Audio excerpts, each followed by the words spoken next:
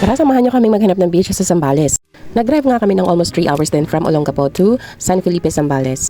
Meron kasing part doon na close yung road kasi nga merong fiesta.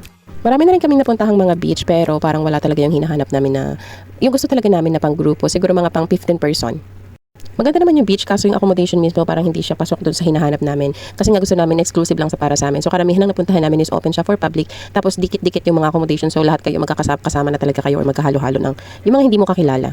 So ayan, ipapakita ko yung mga clip na lang ng mga videos na nakuha ko. Enjoy! So ayun na nga, we decided na lang na bumalik na lang kami dun sa dating na book namin. Exclusive lang yung para sa amin at marami na siyang kupo nakasama at super lapit lang din talaga niya sa dagat kasi karamihan na napuntahan namin is malayo yung lalakarin mo sa dagat. So parang nakakatamad pumunta pag alam mo yun, mag-isa ka lang wala kang kasama. So yun nga, buti naman okay pa yung booking namin for March. Meron pa namang available at yun, i-vlog ko na lang siya ulit.